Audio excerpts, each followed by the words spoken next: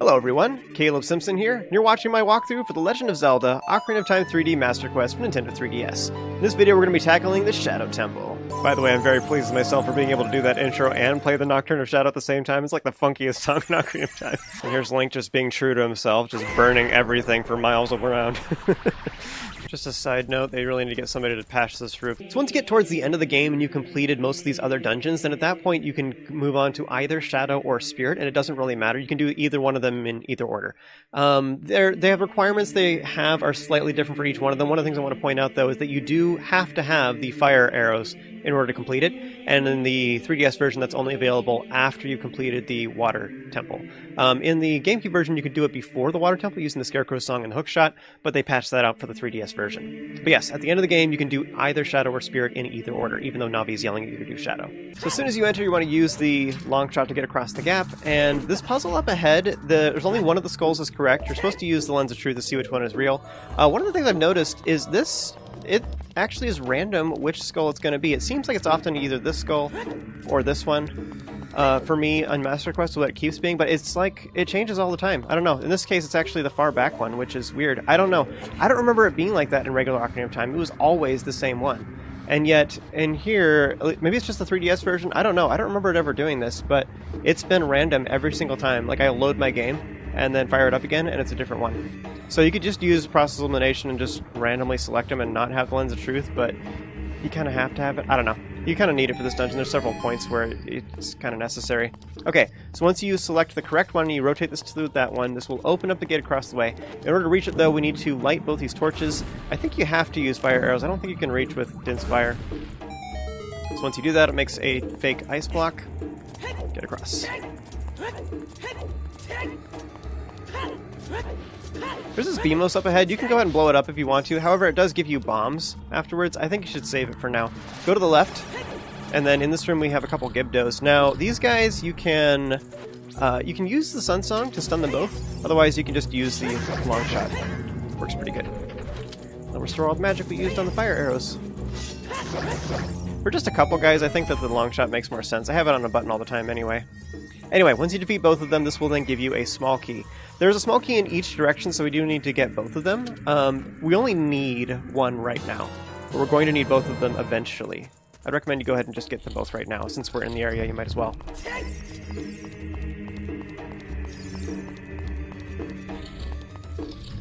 Now, whenever we have these scythe things, whatever, you can just duck by either standing still and holding the R button to use your shield, and that works great. Otherwise, you can also roll. Rolling is significantly harder, but it does make you look cooler, so that's a thing.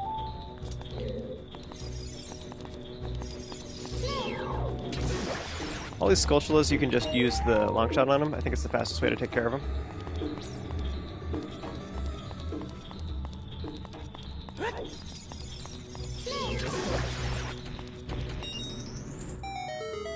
So once you've successfully collected all of the silver rupees, this will then open the nearby door.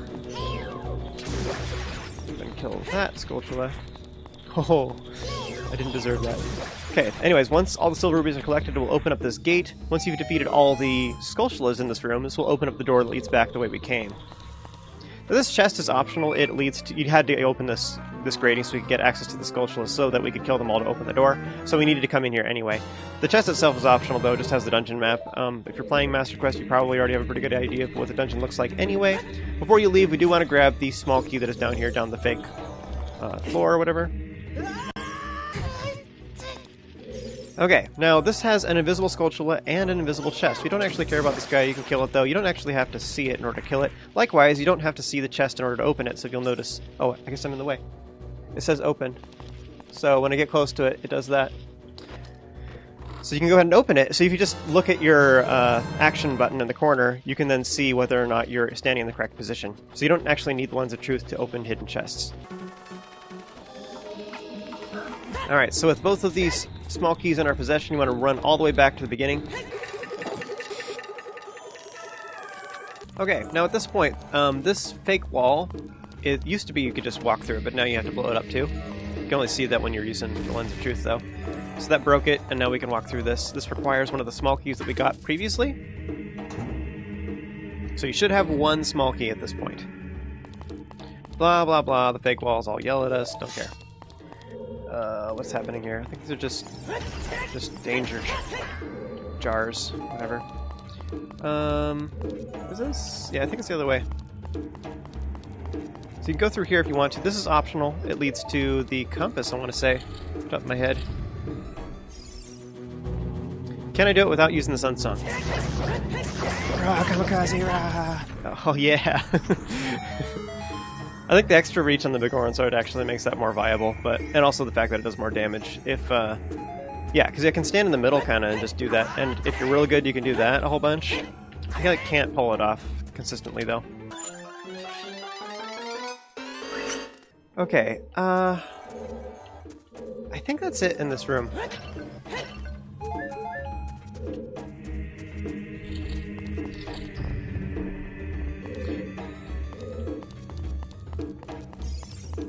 Okay, so now head over to this way. Now, this one has time blocks in it, so you're going to have to play the Song of Time. Okay, this puzzle is a little bit confusing. There's these two ice switch things, whatever, ice switch enemies. I don't even know what these are called. So what you can do is you can kill them by just shooting at them, whoops, with the regular arrows. Just stand here and wait for them. So there's one on the left, one on the right. However, we don't actually care about these. I'm just killing one to show how you do it. So you can do that and then run away from the flame. Hopefully it bonks into the wall. Or whatever. Now, the one in the middle is the one we don't want to actually shoot. Stop. Go away. So, we want to shoot this. This is the real eye switch. Ta-da! Anyway, so with that activated, then that'll remove a fake wall here, I think, or it's a fake ice block, something like that. Whatever. Enter through here, go through the door. Now in here, there is a dead hand battle, and we do have to kill it. So two things you can do. You can either get caught by the hands. Ideally what you do with that is use Lens of Truth to see where it actually is, and then get caught on the opposite side. This will make it appear where the shadow is. And then you can go ahead and attack it. I think the best way to do this is to use jump attacks, especially if you have the Big Orange Sword.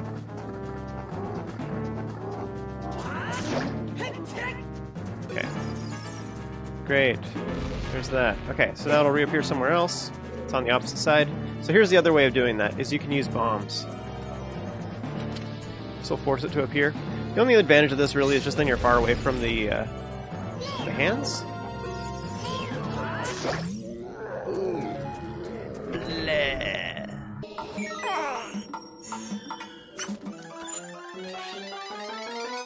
Hover boots! I always get this room confused with the Dead Hand battle that's in the well. That one you can just skip it entirely, and so I always get to this room in the Shadow Temple and Master Quest, and I'm like, wait, can I skip this?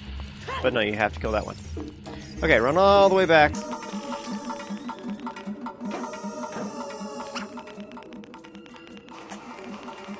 Okay, so as I was saying, I was recommending that you did not kill this Beamos down here because it often drops bombs when it's defeated. So you maybe use some bombs for the Dead Hand battle if you wanted to, whatever, and also blowing up some of those walls. Blow up this wall over here, and now go ahead and kill the Beamos, and it often will drop bombs. So, whoop, we can refill on those. And then underneath it, oh, I didn't do it. Oh well. And then underneath that, there is a fairy that you can get by playing the Song of Storms.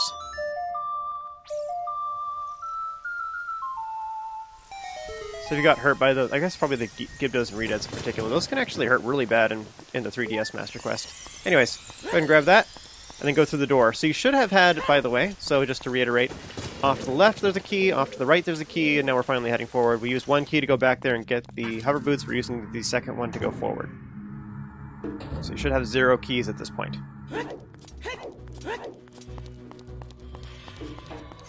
You can kill this Beamos. I like to just ignore it.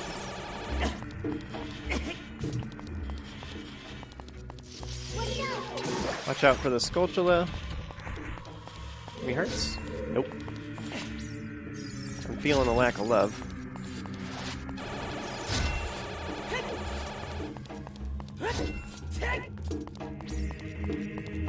Part of the reason I'm not killing those Beamos is just because I don't have a lot of bombs. I don't want to run out.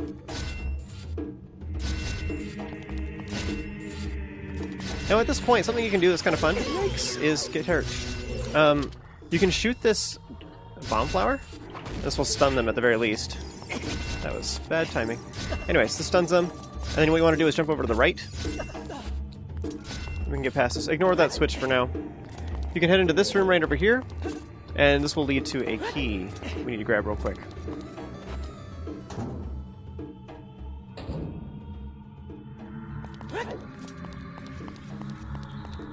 Okay, in this room what we need to do is just get all the silver rupees. I think rolling is a lot easier if you're going towards the guillotine. If you're going away, or not guillotine, scythes. Excuse me. Guillotines are the chompy down ones. Scythes are the sideways-y.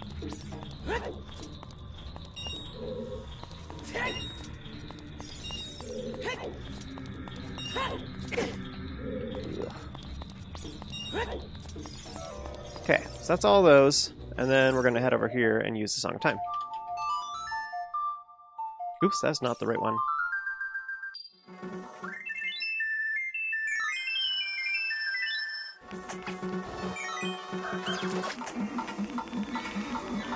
Okay, now in this room there is a chest over here, and you can see on the map, in fact, I'll just pop this up real quick, you can see on the map where I'm currently standing there in the bottom left corner, there are two chests in here. That's because one of them is invisible off to the side. Again, you don't need the Lens of Truth in order to open it. If you stand right here, my thing, you can't see it very well, but it says open.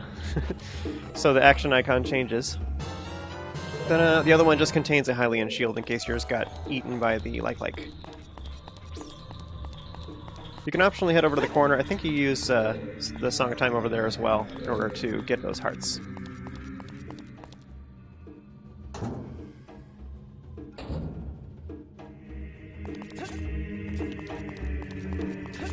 So next we just need to activate this, so we're standing on these invisible platforms, by the way. So you need to activate this eye switch. Now you can do this by either using the Din's Fire or the fire arrows. I hate like switching my arrows back and forth over and over again. Din's Fire I think is more expensive magic-wise, but... Okay, I was going to say, does that work? Should. There you go. It's more expensive magic-wise, but it doesn't really matter. Again, you can blow up this bomb flower in order to stun these guys. Anyways, what that eye switch did is it made these ice blocks here so that we can get across. These are not slippery, by the way. Now, next, you can get all these silver rupees. There's one that's underneath the Beamos. There's also some up there where you'll land right there. What it does is it creates a chest off to one side that has arrows. Boo! So I would recommend you just ignore that. You need to go through here. If you have the Begoran sword, you can just hit it directly. I think that the Master Sword is too short. Otherwise, you can also do a spin attack to get through that, or hit that really well, or use bombs. I think the bomb radius is far enough. This room, nothing's different. Literally, you just do the puzzle the exact same way. There's a hidden one, there's a fake wall there. Push us all the way through, and use it to as an umbrella to stop these spiky things from munching on you.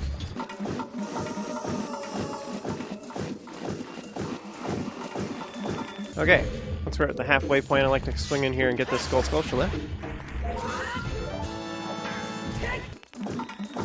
I don't remember what the chests have. I think a lot of them have 5 rupees. I'm sure one of them is a shield. I don't know what the other ones could be, but they're all garbage. I wouldn't bother opening any of them.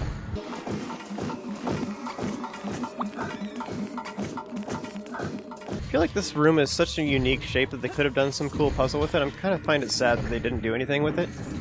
I mean, they could have even, at the very least, just had some ice blocky things that you need to step on a switch or whatever to remove. They could have done something.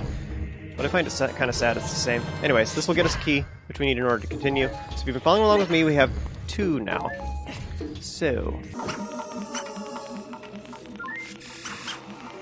again, to reiterate, there was a key over on that far side of the room, and there was a key over on this far side of the room. So now we have 2 at this point, and we're continuing onwards. We're going to need the hover boots.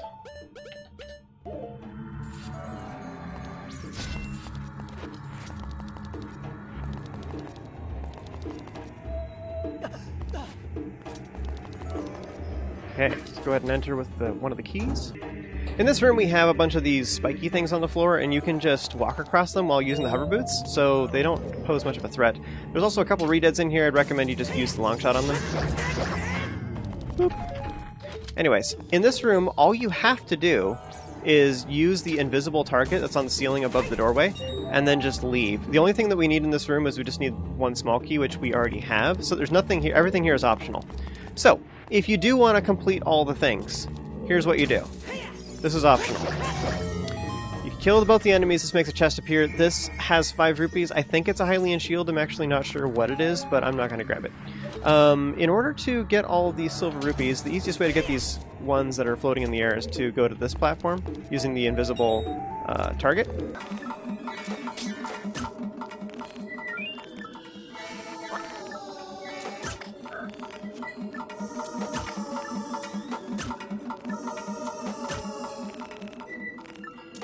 Anyways, if you get all of the silver rupees, what ends up happening is that it makes all of these platforms appear. Unfortunately, this also changes the way you get to the door because you can't land from up here. Instead, what you need to do is get on one of these other platforms, and then you have to use the hover boots to get through here. The regular not having the hover boots does not work. So that's one of the weird things about this room is if you do solve the puzzle, then it makes another puzzle to even continue on, but using the... yeah, this is all totally optional. The only thing that Silver Rupee does is that it opens this side door. This leads to a room that traps you in with 2 Stalfos. Your reward for killing the Stalfos is 20 rupees and being able to escape, which is totally awful. I don't understand why they have this. So, Stalfos, my tip for defeating Stalfos, by the way, I keep saying this every video, that's because I don't know when people are popping in the walkthrough. They could be, you know, could have been following along the whole time, or they could be just watching just this video. So my tip for killing Stalfos is ideally you have the Goron sword, but that's not required at all. It just basically keeps stabbing them, but the trick is to space it out. Don't stab like crazy, instead you have a slight pause in between it every time. And what this does is it allows you to get past their defenses. And you pretty much win guaranteed. There's not really much they can do about it. So, that's it. But yeah, this chest leads to 20 rupees. I'm not aware of anything else, like any fairies you can make or anything either, so I don't know. This room is totally pointless. So you do the silver rupees, it makes the puzzle in here harder to get to the door, and then it opens a door that leads to a trap that gives you 20 rupees, and then you can finally leave. Like, it's all just pointless. So I don't understand. We already had the small key before we ever came to this room, so I don't get it. If you have some insight as to what that room could possibly be giving us, whatever, as some other value, then let me know. Okay, now this room is pretty much the same. We just need to rush through here using the iron boots and hover boots. This is pretty nice if you are playing in the 3DS version. Watch out for the sculpture along the way. Once you get to this corner, you can just long shot across. I like to just roll off. Otherwise, I think you can side hop. Yeah, okay. I think side hop is probably the fastest way to get through here. How fast is the backflip, by the way? Or the back walk, either. Ooh. I think side hop is faster. I'm worried about my angle there.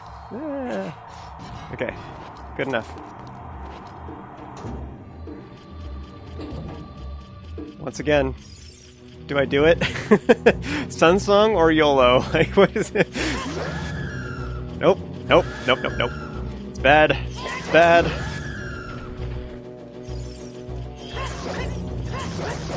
It's fine. Okay, great. Okay, so kill all the re-deads, but otherwise use the Sun Song to stun them all. Now at this point, I'm not sure if you can, this just talks to you, but anyway, if you look on the map, you'll see that there is, I'm on the far left, there's a chest in this room. That is because it is, oops, you can't see it. It's over here in this corner. Let's see if I can find it without the lens of truth. Just to be, like, totally awesome. There it is. Okay, I know you can't see my thing, but it's right here. Da-na. I don't believe in the lens of truth. I don't think this is anything. Usually just inspect that and it gives you information about the dungeon or whatever. Nope. Oh, there's... actually, wait, they're talking in the middle here. Oh, you know what? I think actually this is the Sun Song. You use the Sun Song to stun them and you get the fairy at the same time. Yeah, okay. Yeah, you should totally just do that. I was just trying to be cool. I think killing groups of re-deads like that, if you really want to be suicidal like I was just doing, is way easier if you have the Goron sword. Wait for this to spin really fast, let it push you into the side area, go through.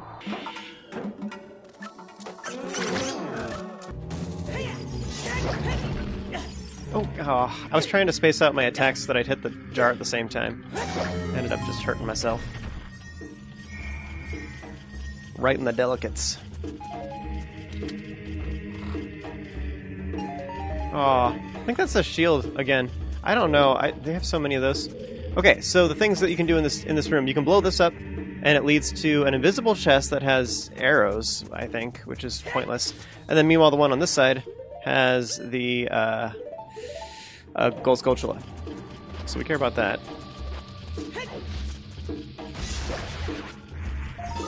So at this point, you should have one small key. Go ahead and use it to continue on.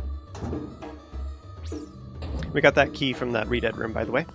I didn't really talk about it so much. I kind of just skipped over it. In this room, we just basically do the same things. There is a sculptula here. You can just ignore it. Just push this block over to make the shortcut.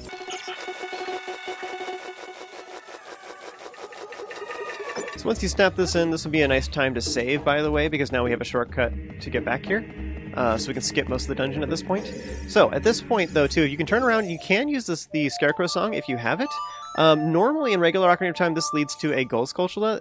For this one, it doesn't, though. It just leads to those hearts, and that's it. But, I mean, you might as well. We're about to fight some Stalfos, so it might be kind of nice to get the health back, but it doesn't really matter.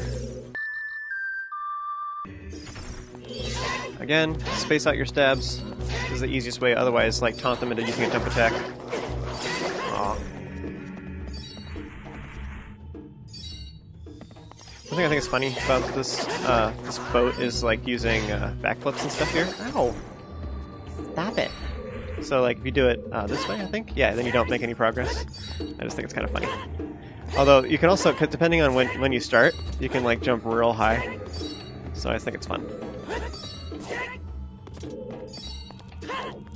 Actually, I never did side hops before. Is that exciting? Not really. Don't side hop off it. But yeah, when it's going down, it's exciting. So anyways, hop off before it falls into the abyss.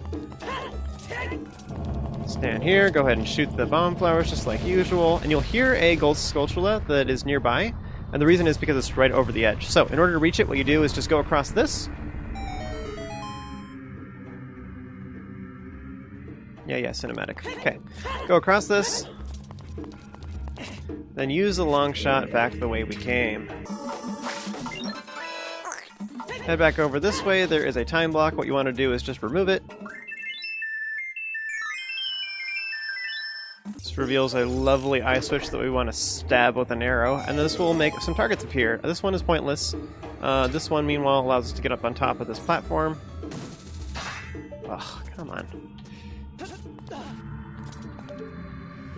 There, you happy? You happy now? Step on top of the switch up here. This will then open the door so we can finally get through. In order to get over there, though, we have to go across the statue. Alright, so in this room, by the way, a quick tip for this room, if you're unsure where to go, just remember that the like is right in the middle. That's all you really need to know. So you go towards the like, it's always going to be at the crossroads. So, go towards the like, run past it, you can kill it, whatever you want to do. So we need to go to the opposite side in order to get a small key. So go from the west side, you want to go over to the east side. In this room, all we need to do is just go around behind these rotating skulls, and there's a small key just sitting on the ground. And that's it. That's all we had to do. There are some bomb flowers up above which you can toss into these skull urn things, and they give you bombs, arrows, and rupees, which are worthless. We don't care. Next, so go ahead and leave this room now that we have that small key, and we want to go north. Go ahead and sneak past this like, and this bro. Go through the locked door. This leads to an evil room. Okay, now this room does not have redeads and stuff. Instead, it has a bunch of keys, which will become fire keys as soon as you use Din's Fire. Now, luckily, we don't have a Deku Shield for them to burn. However, even if we did, I wouldn't be equipping it. Ooh, look at all them hearts. That's a beautiful thing. I like it. Ooh, bumps.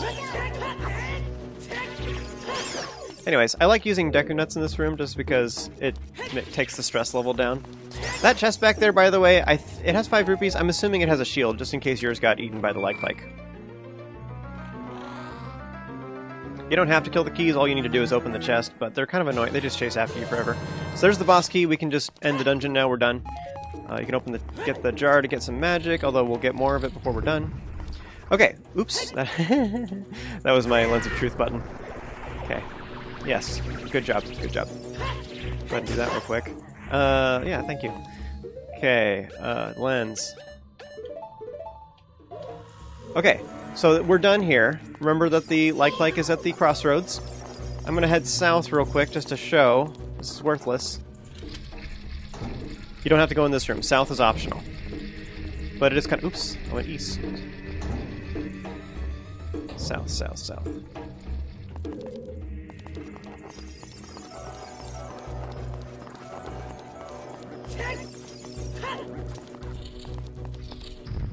Okay, this room's optional, you don't have to go in here. So what we're looking for is there's a shadow on the ground, and that is dead hand. What you want to do is pick up one of the bomb flowers and set it back down on top of the shadow, and then go hide somewhere, because the bomb flowers could have a chain reaction, and then you could blow up a whole bunch of them, and then just blow yourself up. So back up so that doesn't happen. Again, ideally with dead hand, you do a jump attack with him. Wait for it to burrow back down. Use Lens of Truth again to see where the shadow is, and use one of the bomb flowers once more. This room is totally optional. I don't know. I think it's kind of a cool idea. I sort of find it exciting that it's here. However, it doesn't do anything for us. What it does is it gives us a chest that has arrows in it, which is completely worthless. One of the reasons why that's worthless is because there's a jar right here that has arrows. Like, why? Why do I need a chest with... I don't know. They could have had another chest with, like, a shield, I guess. But we already have that in the other room, too, so I'm not sure what the point is. I do think this room is worth going into if you want to stock up on arrows and bombs, though, because you can get both these jars. I think the one, that's 15 arrows, right? Or something? It's if the little drop that appears. If it's one arrow, it's, like, 5. If it's 2, then it's 10. And if it's 3, it's 15, I think. So you get 15 arrows in here and 5 bombs, I think. I can use the long shot, right? Yeah. Yeah. Alright, we're done. So head clockwise. Get back west. So yeah, there's some more chests. Basically, there's a whole bunch of chests I didn't get in here. Basically, all those are rupees and or shields. A lot of those are shields. Too many. These jars always have arrows, but you should be stockpiled up on that as well. Alright, we're finally ready for the last room.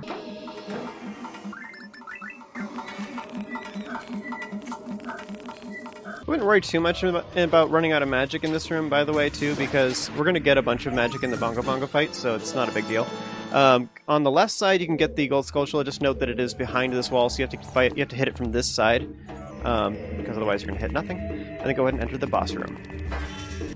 So Bongo, kind of a rough fight. Probably one of the hardest in Ocarina of Time, honestly. However, if you know how to deal with it, it's not that big of a problem. You can kill it very easily without taking any damage, and I'll show you how to do that. Some of the attacks are still somewhat awkward, so you might still get hit, and hopefully you brought some fairies.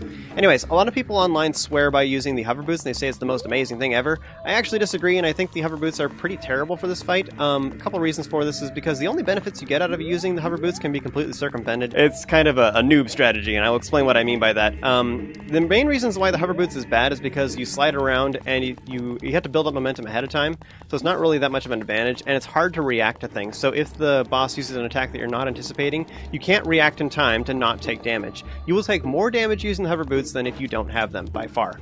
Also, the hover boots only help for when the boss is pounding the bongo, which causes you to bounce up in the air, so it reduces the amount of distance that you bounce, which is nice. However, if you're attacking the boss properly, then you won't be bouncing a lot at all. In fact, you won't bounce maybe at all, even without the hover boots, and I'll explain what I mean by that. Because the boss is pounding a bongo, and it's more extreme vibrations towards the middle. You bounce really high when you're in the middle, meanwhile towards the edges, you don't bounce at all. So, if you just back up, then you don't bounce, but also the boss will... takes longer for the hands to reach you, so it makes it easier for you to dodge, and then you can counterattack them easier. When you are trying to counterattack them and like move around and then turn around and smack them with your sword, it's a lot easier to do when you don't have the hover boots on. So I will show both methods, but hover boots are just bad. I'll probably even take damage using hover boots, and you'll see what I mean. But it's way easier to dodge without them. So you're bouncing a lot in the middle.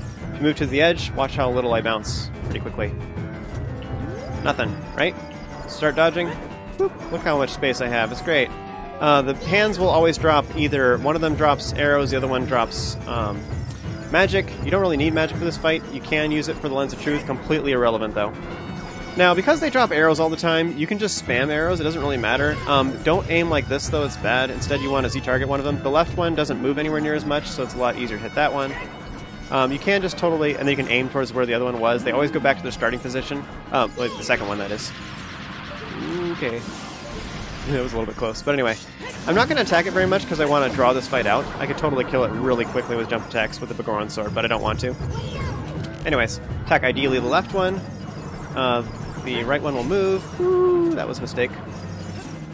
There we go. Goes back to the starting position. Shoot him. There you go. And now you can use whatever you want. I think spin attacks are overall the easiest.